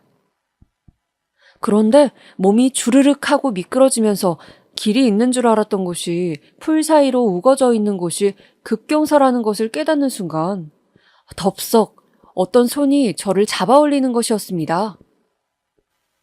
괜찮으세요? 크고 따뜻한 손이 힘껏 저를 끌어올렸어요. 크게 다칠 뻔한 저를 구해준 사람은 듬직한 청년이었습니다. 마치 공장 일로 몸이 항상 단단하셨던 우리 아빠 같은 다부진 느낌이었어요. 저는 난생 처음 뭔가 간질간질한 이상한 기분이 온몸을 타고 올라오는 것 같았어요. 많이 놀라셨죠? 여기 물 좀 드시고 제가 부축해드릴게요. 남자는 제 간이 배낭을 대신 짊어지고 내려가는 길을 안다며 저를 내내 이끌어줬습니다. 저는 미끄러질 뻔한 충격과 미묘한 기분 때문에 뭔가에 홀리듯이 그 사람을 따라 산을 내려갔습니다. 산을 내려간 남자는 조심스레 말하더군요. 저 실례가 안 된다면 놀라신 것 같은데 저랑 간단히 욕이라도 하시는 건 어떠세요? 저도 놀라서 그런가 배가 고파서요. 아, 네. 저 그럼 오늘 도와주셔서 무사히 내려왔으니 제가 식사 대접하겠습니다. 그 남자와 저는 등산 초입에 있던 허름한 백반집을 가서 식사를 함께 했습니다. 그렇게 그 사람과의 인연을 시작하게 되었어요. 백반집에서 된장국에 밥을 먹으며 참 어색했지만 어쩐지 싫지는 않았어요. 우리는 그날 막걸리집으로 자리를 옮겨 많은 이야기를 나누었습니다. 그 남자는 제가 사는 도시에서 가장 좋은 대학교를 졸업한 취업 준비생이었습니다. 신방과를 나왔지만 은행 취업을 목표로 하고 있다고 했어요. 저는 어묵 공장 일을 하고 있다고만 저를 소개했어요. 언제부터 일을 했냐고 하길래 20살 때부터 했다고 했죠. 그 사람은 어림짐작으로 제가 고졸이겠거니 하는 눈치였습니다. 초면인 사람에게 굳이 미국 유학을 갔다거나 공부하다가 휴학 중이라는 말을 하는 것도 잘난 척하는 것 같이 보일까 싶어 저는 그냥 말을 하지 않았어요. 자신이 좋은 대학을 다녔다는 자부심이 보였기 때문이죠. 그리고 사실 제가 대학 과정을 마치고 졸업한 것도 아니었으니까요. 밥을 다 먹고 제가 구해준 보답으로 밥값을 내겠다고 하자 그 사람은 손사래를 치며 자신이 굳이 밥값을 냈어요. 아유, 어묵 공장 다니신다면서요. 열심히 일해서 돈 버실 텐데 제가 내겠습니다. 전 그러시면 다음엔 빵집에서 한 번만 더 만나주시는 건 어때요? 하더군요. 저는 차마 제 형편에 대해서 제대로 말을 할 수가 없었어요. 가난한데도 공장을 다니며 열심히 산다고 오해한 그분이 너무 저를 칭찬했기 때문이죠. 그 후 그분의 말대로 빵집에서도 한번 만나고 같이 도서관도 가고 하다 보니 어느새 만남의 횟수는 쌓여갔습니다. 옛말에 남녀가 붙어 있으면 결국 정분이 난다더니 그렇게 우리는 만난 지 6개월 만에 자연스럽게 연인이 되었어요. 물론 연애를 시작하고 나서도 남자친구가 오해하고 있는 우리 집 형편이라든가 미국의 대학 이야기는 말하지 못했습니다. 뭐랄까 말할 타이밍을 놓쳤다고나 할까요? 이제 와서 맨날 저한테 대학 가면 이렇다 저렇다 하며 대학 자랑을 하는데 미국에서 대학을 다녔다고 차마 말을 할 수가 없었어요. 그저 이 순간만큼은 이 사람과 즐겁게 보내고 싶다는 마음이었습니다. 그리고 사실 마음 한켠에는 사람이 중요하지 뭐 대학을 갔냐 안 갔냐 그런 게 중요한가 싶은 생각도 있었어요. 저는 가수 서태지를 무척 좋아했는데 서태지가 실업계 고등학교 출신이지만 큰 성공을 거두는 것을 보고 대학에 대한 고정관념이 많이 바뀌어 있었거든요. 남자친구는 한 번씩 저를 대포집에 데려가 술 한 잔을 권하면서 어려운 정치 이야기들을 하기도 하고 또 가난한 자신의 처지를 비관하기도 하더군요. 저는 저를 좋아한다고 말하면서도 아무것도 해줄 수 없다고 슬퍼하는 그 사람에게 어느덧 마음을 많이 주고 있었습니다. 좀 측은지심 같은 것도 있었던 것 같고 또 항상 자신의 삶에 대해 고민하는 모습이 굉장히 호감도 갔던 것 같아요. 그 사람은 오남매 중 차남으로 형보다 공부를 잘해 집안을 세울 기둥이라고 기대를 한 몸에 받고 있다고 했어요. 제가 살던 대도시 근처의 작은 시골 동네 출신인데 아직도 동네에서 제일 공부 잘한 아들 뒀다고 사람들이 부러워해서 부모님께서 자랑스러워 하신다며 자신은 꼭 은행에 붙어야 한다고 말했습니다. 때로는 그런 생각을 하면 정말 부담스럽기도 하지만 그래도 일주일에 한 번 저랑 만나서 이야기를 할 때는 그나마 잊을 수 있다면서 그는 환하게 웃었습니다. 처음 식사를 하면서 제가 어묵 공장에 다닌다고 이야기한 후로 오빠는 저희 집안 형편에 대해서 자세히 묻지 않았습니다. 저의 다 늘어진 티셔츠와 질끈묶은 머리 때문인지 아마도 제 형편을 안 좋게 추측하는 것 같았어요. 데이트를 하고 날 때 제가 가끔 돈을 내려고 하면 오빠는 화를 내면서 말했거든요. 나 밥 사줄 돈 있으면 집에 갈 때 빵이라도 사서 부모님 드리라고요. 저도 그런 오빠에게 차마 제가 일하는 어묵 공장이 우리 집 거라고 이야기할 순 없었습니다. 부르주아니 뭐니 하면서 읽은 책에 대해서 열변을 토하는 오빠는 부자들은 모두 양심이 없고 법을 조롱하는 인간들이라고 믿는 것 같았거든요. 저는 이런저런 생각 없이 그저 그 사람과의 시간을 오롯이 즐기고 싶었어요. 우리가 결혼을 하진 못하더라도 훗날 청춘의 아름다운 기억으로 남을 것이니까요. 오빠는 대학 인근의 하숙집에서 하숙을 하면서 공부를 하고 있었습니다. 저는 그런 오빠의 하숙집 앞에 종종 어묵을 싸들고 찾아가곤 했어요. 오빠, 내가 방금 전에 튀긴 어묵이야. 배고플 때 간식으로 먹어. 오빠는 항상 제가 가져다 주는 어묵을 고마워하며 받아 맛있게 먹곤 했어요. 저는 왠지 그럴수록 더 챙겨주고 싶은 마음에 더 자주 하숙집 앞에 찾아가게 되었습니다. 저는 소박하게 오빠와 연애를 이어갔어요. 그렇게 우리는 꽤 오랜 시간을 함께 보냈죠. 오빠는 저의 옷차림에 대해서도 타박하지 않았고 검소하고 성실해서 넌 뭘 하든 잘 될 것이라고 꼭 나중에 대학 공부도 하길 바란다며 응원을 해주었어요. 그 사람의 다정한 말을 듣고 하루의 피로를 씻어내며 저는 고향에 남아 이 사람과 미래를 꿈꾸고 싶어졌습니다. 사실 처음에는 그냥 지나갈 인연이겠지, 결국은 미국으로 돌아가야겠지 하는 생각으로 정을 많이 안 주려고 애썼지만 시간이 지날수록 통제가 되지 않았습니다. 제가 꿈에 그리던 다정하고 세심한 남자였기 때문이죠. 가끔은 이 사람과 내가 결혼을 하는 것은 어떨까? 나름 똑똑한 사람이니 엄마가 좋게 봐주실 수도 있을 거야 라는 희망을 품고서 저는 남친에게 은행에 취직했다는 좋은 소식이 들려오기를 간절히 바라면서 열심히 뒷바라지를 했습니다. 하숙집에 가서 끼니도 챙겨주고 어묵을 가득 담아 도시락을 싸가기도 하면서요. 오빠의 하숙집에 왔다 갔다 하는 것이 처음에는 걱정되었지만 2층으로 된 단독주택에서 오빠가 기거하는 방은 한쪽으로 돌아가 구석에 있어 사람들을 거의 마주치지 않다 보니 저는 그렇게 한 번씩 오빠네 집에 드나들게 되었습니다. 우리가 만난 이듬해 오빠는 시중은행들의 원서를 내고 본격 취업시험을 치렀습니다. 다행히 오빠는 목표한 은행 중에 2곳이나 무사히 합격했습니다. 저는 정말 뛸 듯이 기뻤어요. 그동안 고생한 것이 헛되지 않은 것 같아서요. 오빠가 대단해 보였습니다. 저는 이번 시험 합격을 통해 드디어 오빠도 가난한 집안을 먹여 살려야 하는 부담이나 자신이 성공해야만 한다는 짐을 어서 좀 덜어낼 수 있기를 바랐어요. 사실 오빠가 데이트를 할 때 술이 한 잔 들어가면 그런 부담감들을 저를 붙잡고 토로하곤 했거든요.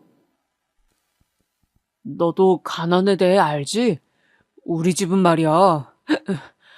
너무 가난한데 식구가 많아. 그런데 내가 제일 공부를 잘해서 난 꼭 좋은 곳에 취직해야 돼. 그게 내가 낳아준 부모님한테 할 수 있는 유일한 보답이니까. 저는 오빠가 그럴 때마다 사실 잘 공감은 안 되었지만 그저 이 사람이 더 이상 마음 아파하지 않았으면 내가 도움이 될 수 있다면 얼마나 좋을까 하는 생각들을 하곤 했어요. 그리고 그런 한탄을 하며 오빠는 언제나 너도 나와 사정이 비슷해서 좋다면서 대하기가 편하다고 하는 것이었습니다. 저는 그럴 때마다 가슴이 뜨끔하곤 했습니다. 언젠가는 솔직하게 내 상황을 말해야 한다는 생각을 하면서도 우리는 정말 통한다면서 저를 의지하는 오빠에게 차마 입이 떨어지지 않았습니다. 오빠가 막 출근을 해서 회사에 적응을 해나갈 무렵 엄마는 이제 다시 미국으로 가야 한다고 본격적으로 압박을 주시기 시작했어요. 저는 곧 미국으로 갈 거라고 가기 전에 공부를 조금 더 해야 한다고 우겨서 오빠를 만나기 위한 데이트 시간을 확보했습니다. 엄마는 미심쩍어 하시면서 저에게 무슨 책을 샀는지 뭘 읽었는지 캐물으셨지만 저는 잘 둘러대었죠. 그렇게 우리는 3, 4개월 동안 일주일에 한 번씩만 얼굴을 보면서 지냈어요. 그런데 그러던 어느 날 오빠가 저에게 청혼을 하는 것이었습니다. 이제 직장에 적응도 했고, 내가 우리 선아 힘들지 않게 살게 할게. 조만간 부모님과 식사 자리 한번 만들자. 저는 이제는 진짜 제 사정을 말해야 하지 않을까 싶었고, 나는 미국에 가야 하는데 어떻게 해야 할지 고민이 되었습니다. 상황은 점점 오빠와 헤어지고 미국의 대학으로 돌아가느냐, 아니면 오빠와 결혼을 하고 미국 대학을 포기하느냐로 좁혀졌습니다. 저는 매일 머리를 싸매고 고민을 거듭했어요. 정말 어떻게 해야 할지 알 수가 없었습니다. 단지 언젠가는 사정을 정확하게 말해야겠다고 혼자 생각하면서 그래도 가난한 줄 알았는데 사실은 풍족한 집안 딸이라는 것은 별 문제가 되지 않겠지라고 좋게 합리화를 했어요. 어쩌면 저는 오빠의 반응이 어떨지 두려웠는지 모르겠습니다. 사실 이제와 이야기하려니 혹시나 오해를 할까봐 이러지도 못하고 저러지도 못했다는 게 맞겠죠. 차라리 처음부터 솔직하게 이야기했다면 좋았을 것을 말이죠. 오빠는 당연히 제가 청혼을 받아들일 것으로 믿고 금은방에서 샀을 얇은 금반지를 끼워주며 결혼하고 싶다고 청혼을 하더군요. 저는 어쩐지 눈물이 날 것 같았습니다. 없는 형편에 용돈을 모아서 반지를 사러 갔을 오빠의 모습이 떠올라서요. 그리고 분명 좋은 일이긴 한데 한편으로는 그동안 말하지 않았던 것들을 밝히려니 두렵기도 하더군요. 그래서 우리 엄마를 먼저 만나고 싶다는 오빠의 이야기에 일단 오빠네 부모님과 식사 자리를 먼저 하자고 이야기를 했어요. 내가 먼저 인사드리는 것이 맞는 것 같다고요. 사실 저는 일단 오빠네 부모님께 인사를 드리면서 제가 미국 유학 중인데 멈춘 상태이고 저희 집안이 나름 유복하다는 것을 모두가 계신 자리에서 밝히고 결혼 허락을 받을 생각이었어요. 결혼해서도 제가 대학을 다녀야 하는 부분도 걸리고 해서요. 그렇게 저는 11월 중순 오빠가 잡아두었다는 한정식 집에서 오빠의 부모님을 처음 뵙게 되었어요. 그날만큼은 맨날 입고 다니던 면 티셔츠와 검정 바지를 입으면 안 될 것 같아서 어느 정도 차려입고 나갔습니다. 오빠의 가족분들은 먼저 와 계시더군요. 시골분들 특유의 푸근한 인상이셨고 특히 오빠의 어머님은 기분이 너무 좋으셨는지 벌써 얼굴이 빨개져서 우리 아들 하면서 오빠의 손을 꼭 잡고 계셨어요. 연신 어깨를 쓰다듬으시면서요. 저 안녕하세요. 저는 김선아라고 합니다. 저는 그분들에게 다가가서 수줍게 인사를 드렸습니다. 왔어? 이 아가씨가 오늘 소개한다던 여자친구냐? 오빠의 아버지가 저를 아래 위로 살펴보시며 말씀하시더군요. 오빠의 어머니는 저를 이리저리 살피기만 하시고 별다른 말씀이 없으셨어요. 저는 그 눈길이 조금 부담스러웠지만 첫 만남이라 어색한 거겠지 생각하며 애써 미소를 지었습니다. 그동안 말씀 많이 들었습니다. 늦게 인사드려서 죄송합니다. 그러자 아무 말이 없으시던 오빠의 어머니께서 대뜸 말씀하시는 것이었어요. 그래, 아가씨는 그 무슨 공장에 다닌다고요? 무슨 공장이라고 했죠? 뭔가 공장이라는 단어가 특히 도드라지는 것 같았어요. 순간 저도 모르게 민망한 기분이 들더군요. 제가 뭔가를 잘못한 것처럼요. 네, 저기 상수동에 있는 어묵 공장에 다닙니다. 제 대답을 듣자마자 아버지는 말없이 소주를 한 잔 따라 드셨고 어머니는 옆에 있던 오빠의 형과 동생들을 보면서 한숨을 쉬시더군요. 저는 그런 반응이 좀 당황스러워서 일단 가만히 있었어요.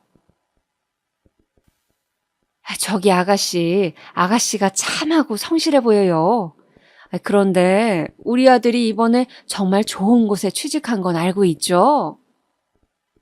라며 갑자기 오빠의 어머니가 제 손을 덥석 잡으시더라고요.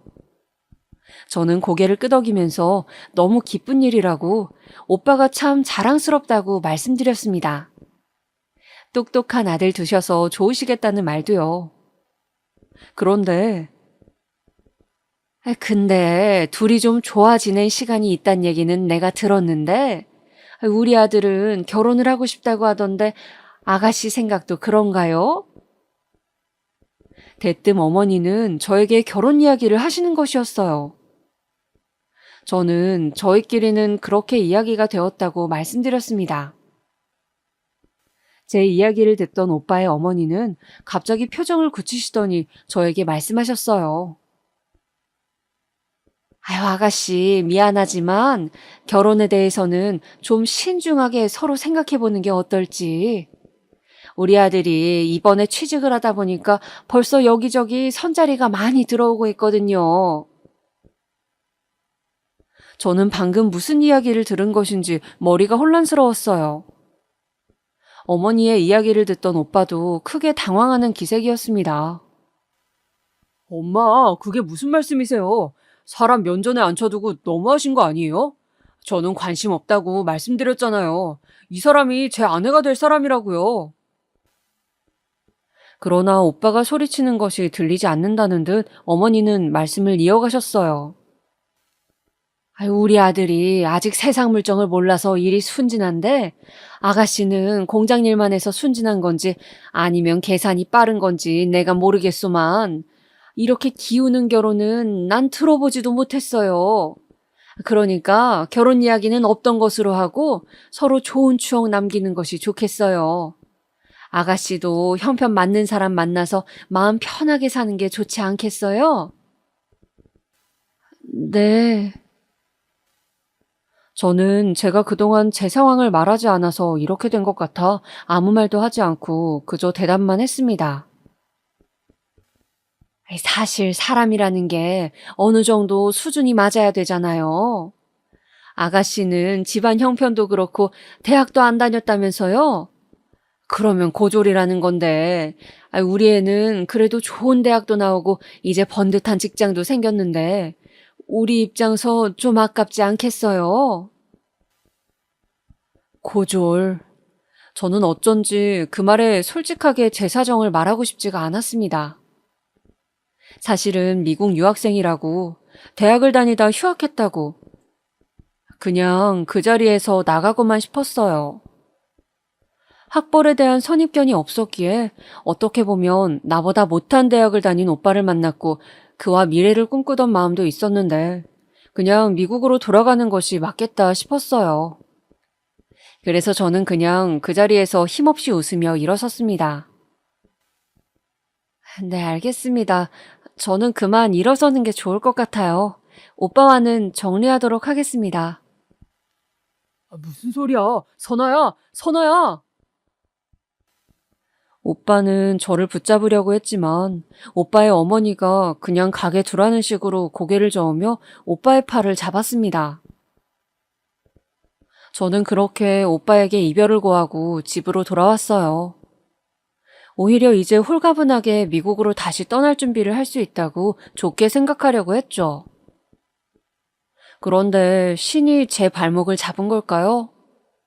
갑자기 생각지도 못한 일이 저에게 일어났습니다.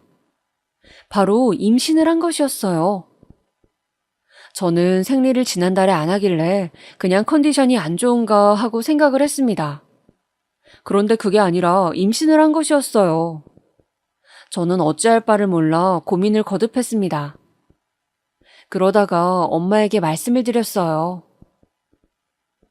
그게 무슨 말이니? 남자친구가 있었어? 네, 엄마. 아니, 아기가 들어설 정도로 가까운 사이였는데 왜 말을 안 했어? 그게 엄마, 내가 미국으로 가야 하는 것도 말을 못하고 우리 집 형편도 말을 못했어요. 그리고 그 집서 제가 어묵 공장 다닌다고 하니까 반대를 하셔서 헤어졌는데 아기가 생겼다니. 아휴, 일단 엄마가 그 청년을 한번 만나봐야겠구나. 엄마, 일단 집안 형편 이야기는 하더라도 미국 이야기는 하지 마요. 네? 내가 내 입으로 마음의 준비가 되었을 때 솔직하게 말하고 싶어요. 그래, 알았다. 남자친구 연락처 좀 주렴. 그렇게 엄마는 남자친구를 만나고 돌아와서는 결혼을 추진하기로 했다고.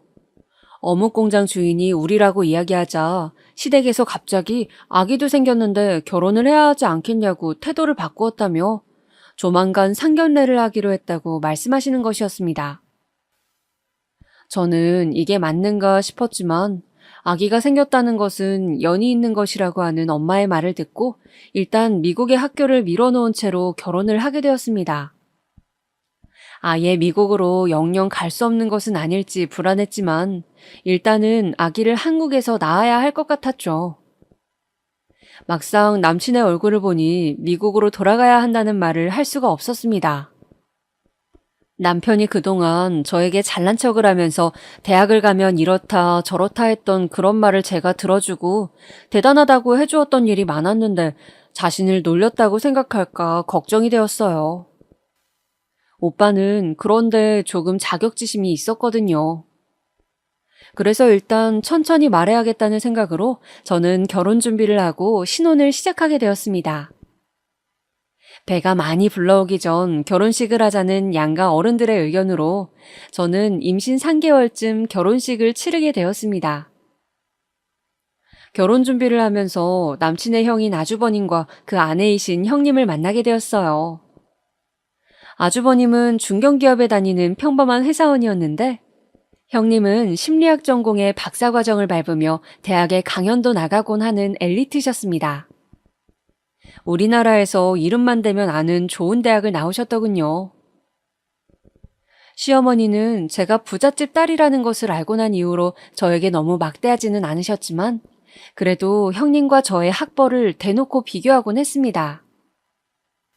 다 같이 밥을 먹는 가족 모임 자리에서 은근히 저를 무시하고 면박을 주셨죠. 예를 들면 이런 식이었습니다. 어머, 우리 큰 며느리 좀 봐. 젓가락질 하는 것도 어찌나 배운 티가 나는지 역시 곧 교수님 될 사람답다니까. 아니에요, 어머니. 그런 이야기 그만하세요. 아니다. 옆에 둘째를 보렴. 복스럽긴 하지만 음식도 흘리고 저렇게 식탐을 주체를 못하잖니. 고졸이라서 그래. 대학을 갔으면 그런 걸 좀 절제할 줄 아는 교양을 배웠을 텐데. 저는 어머님의 그 말씀에 제가 미국에서 대학을 다닐 때 무시무시한 기세로 햄버거 5개를 쌓아놓고 먹던 대학교 동기들의 모습을 생각하며 혼자 웃음을 지었습니다. 세계 제1의 수재들이 모인다는 뉴욕대의 모습은 정말 전쟁터 그 자체였고 도서관에서 항상 밤새는 학생들이 음식만 보면 개걸스럽게 달려들어 해치우곤 했는데 제일 친한 친구였던 식탐대장 말콤과 오드리가 시어머니의 말을 들었다면 어떤 표정을 지었을지 그런 생각을 하니 그냥 웃음이 나왔어요. 너 지금 내가 좋은 이야기 하는 것 같니? 왜 웃어? 아, 죄송해요, 어머니. 그냥 좀 다른 생각을 했어요. 이것 봐. 머리가 나쁘니까 집중을 못한다니까? 그런 구박에도 저는 개의치 않았습니다. 이제 와서 유학파라는 걸 밝히는 게 더 안 좋을 것 같기도 했고, 그냥 누가 뭐라 하든 별로 신경 쓰는 성격이 아니기도 했으니까요. 그런데 언젠가부터 그런 말을 들을 때 형님이 유독 안절부절 못하는 것이었습니다. 제 눈치를 살피고 미안하다고 하시고 계속 저를 혼자서 챙겨주려 애쓰시는 거였어요. 저는 이상해서 한 번은 형님에게 넌지시 물어보았습니다. 형님, 제가 어머니께 구박당하는 게 안쓰러워서 그러세요? 저 별로 신경 안 써요. 멘탈 세거든요. 괜찮아요, 저. 동서, 그렇겠지. 아무나 뉴욕대 다니는 게 아닐 건데. 네? 동서, 요새 서점에 베스트셀러 책에 동서 사진이 있어. 알아? 네? 동서 지도 교수님 우리나라에 책 냈는데 그 책에 동서랑 같이 연구하는 사진이 있어. 동서 이름도 사진 밑에 써 있고 교수님 애제자였다고 언급도 되어 있던데 책 나온 거 연락도 못 받았어? 아, 제가 메일 확인을 안 한 지 한참 되긴 했어요. 한국 와서 아버지 돌아가시고 미국 쪽과는 아예 연락을 안 하고 있었거든요. 아, 근데 사진이 조그맣게 나왔을 건데 어떻게 저인 걸 아셨어요? 거기 한국에 대한 인상이 좋다며 어묵 공장하던 애제자가 있었다고 써 있더라고. 아, 교수님이. 그렇군요. 연락 한번 드려봐야겠네요. 그런데 형님, 그냥 모른 척 해주세요. 아직 졸업한 것도 아니고 아기 때문에 다시 갈 수 있을지도 모르는데. 네? 어머님이 아시면 무안해하실 것도 같고요. 동서, 그래도 그런 소리 들으면서 왜 참아? 나는 나한테 그러시는 것도 아닌데 너무 기분이 안 좋아. 그냥 한 귀로 듣고 넘겨요. 신경 안 쓰여요, 형님. 그러니까 그냥 형님도 넘어가 주시면 좋겠어요. 그렇게 저는 형님에게 신신당부를 했습니다. 결혼을 반대했을 때부터 시어머니가 그런 쪽으로 편견이 강하고 사람을 차별하는 속물적인 면이 있다는 것은 알았지만 알고 한 결혼이고 저는 뱃속의 아기가 중요했어요. 학벌보다 제 스스로의 인성으로 어머님이 언젠가는 저라는 사람을 제대로 봐주기를 바랐거든요. 제 학벌을 뒤늦게 알게 되어 갑자기 태도를 바꾸는 것을 원하지 않았습니다. 그렇게 남편도 모르는 저의 비밀을 형님은 알게 되셨죠. 그 후로 몇 번의 위기가 있었어요. 어머님이 대놓고 저를 구박하는 순간들이었죠. 저는 태교도 해야 하고 저와 아기 그리고 남편만 생각하자고 마음을 먹어서 잘 넘기려고 애를 썼는데 그때마다 형님은 양심의 가책이 느껴진다며 힘들어하셨어요. 그때마다 저는 비밀을 꼭 지켜달라며 신신당부를 했고요. 임신을 했음에도 불구하고 저는 시댁에 제사가 있을 때마다 당연한 듯이 불려가 허리 한번 펴지 못하고 장보기부터 시작해 모든 노동을 하루 종일 파김치가 되도록 해야 했어요. 그리고 제사를 지낼 때쯤이 되면 형님은 그제서야 나타나시거나 혹은 직장일이 바쁘시다고 안 오시는 경우도 부지기수였죠. 형님은 그런 자신의 상황을 매번 설명하며 미안해하시고 또 동서도 못 온다고 하라고 말했지만 어머님은 엄연히 저와 형님은 다르다는 태도를 보이셨어요. 시부모님 생신 때 역시 마찬가지였습니다.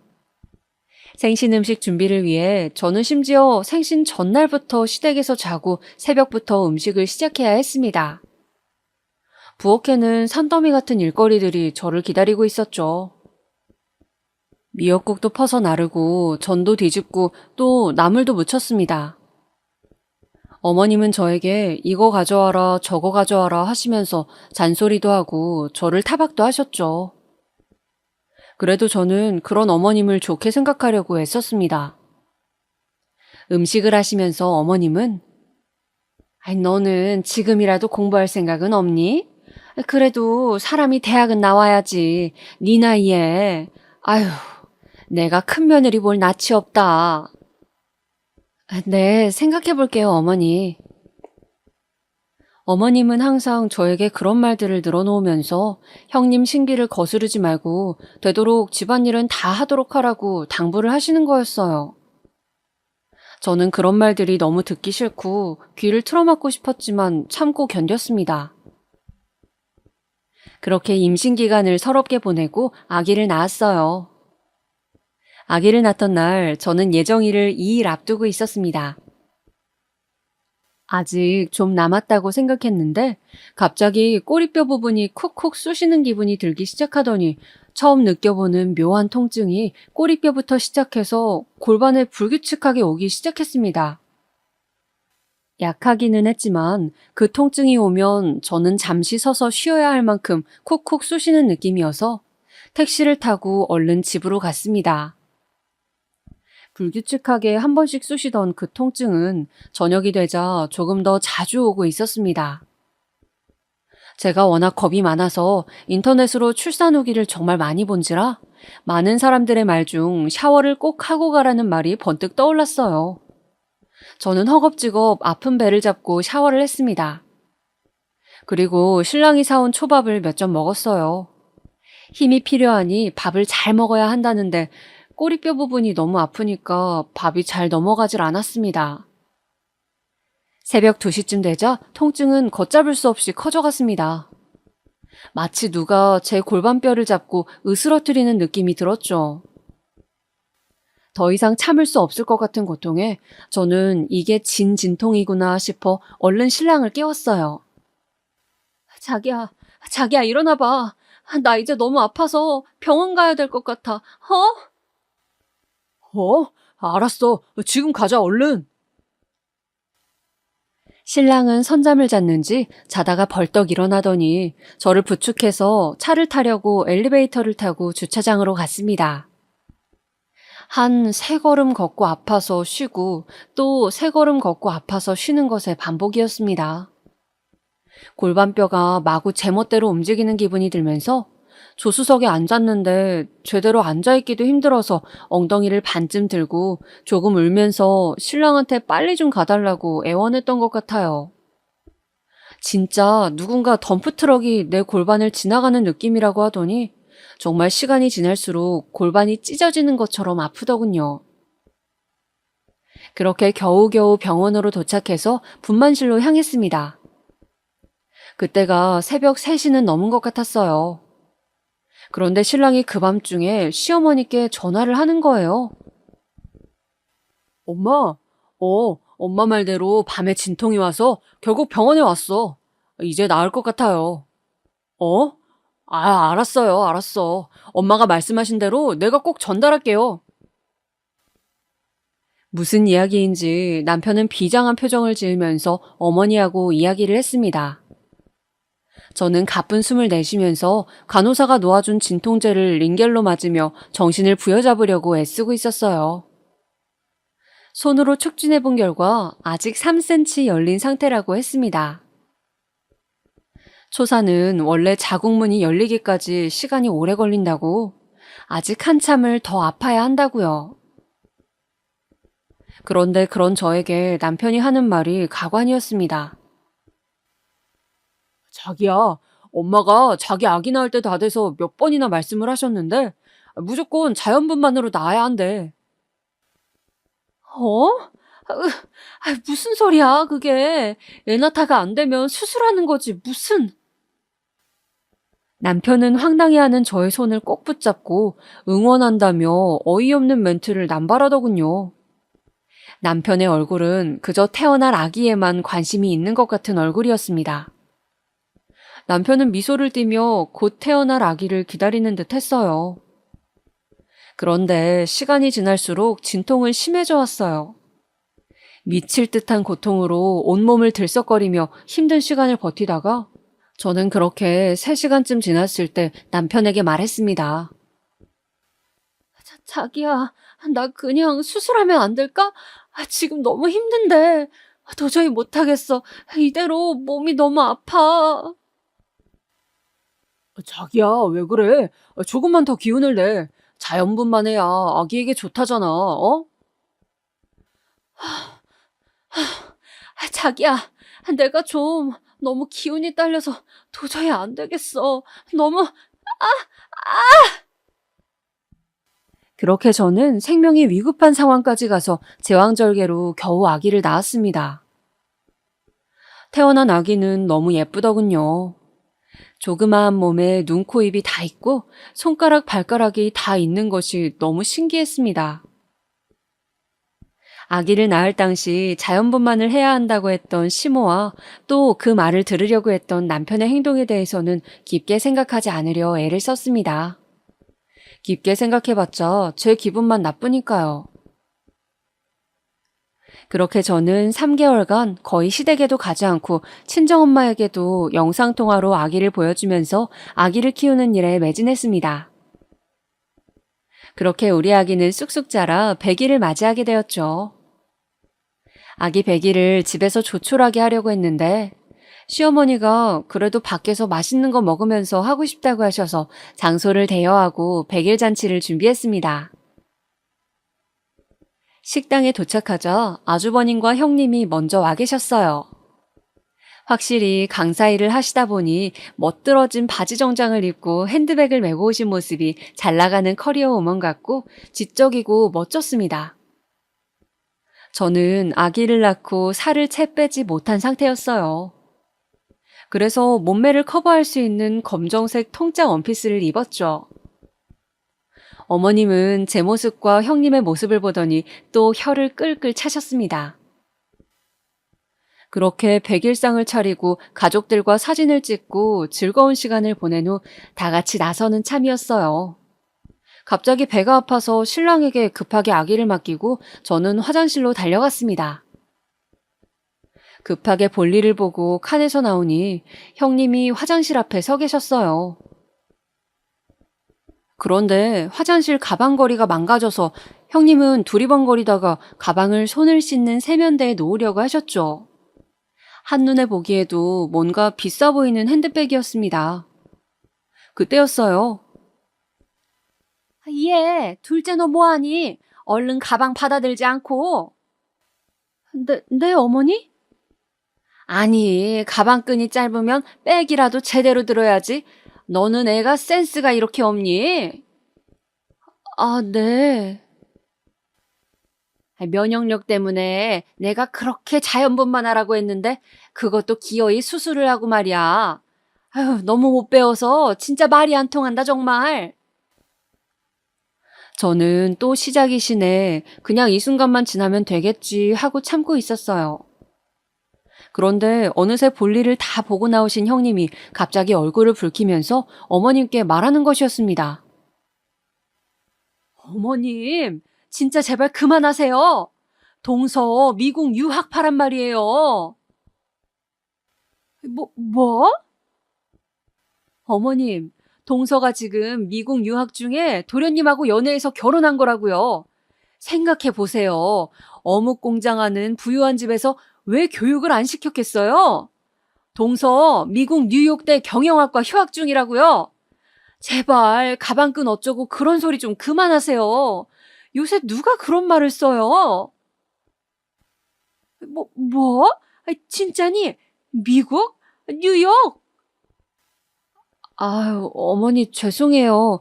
다시 미국 가게 되면 말씀드리려고 했는데 제가 연애 때부터 말을 안 했어서 신랑한테도 말을 못 했고 죄송해요.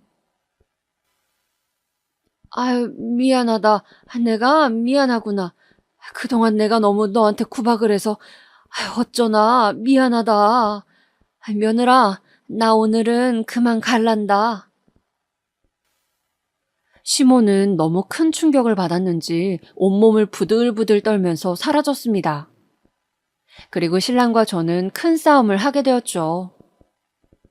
신랑은 자신을 속였다고 길길이 날뛰며 어머니까지 망신을 줬다고 난리를 부렸어요.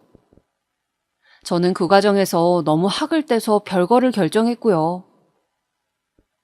시댁 사람들이 웃긴 게 막상 제 스펙이 밝혀지자 숨긴 데에는 다 이유가 있다면서 또 저를 이상하게 몰아갔습니다. 그래서 저는 지금 아기를 데리고 미국으로 들어갈 준비를 하면서 별거를 하게 되었죠. 시모는 망신을 톡톡히 당했다고 생각했는지 그 후로 저에게 일절 연락을 하지 않았어요. 저 역시 시모와 말하고 싶지도 않았고 무엇보다 남편이 너무 화를 내는 것에 실망을 해서 다시 그 집구석에 얼굴을 맞대고 싶지 않았어요. 다만 형님과는 가끔 연락을 하고 지내게 되었죠. 지금까지 저에게 있었던 기막힌 사연을 말씀드렸는데요. 결론이 좀 허무한가요? 어찌됐든 저는 앞으로는 저를 너무 숨기지 않고 살아야겠다는 생각이 들었고 또 사람을 조심해서 만나야겠다는 깨달음을 얻었습니다. 그 과정에서 인생 공부하고 깨달음을 얻었다고 좋은 쪽으로 생각하려고 매일 마음을 다지고 있어요. 지금까지 제 이야기 들어주셔서 감사합니다. 다들 행복한 하루 보내시길 바랍니다. 건강하세요.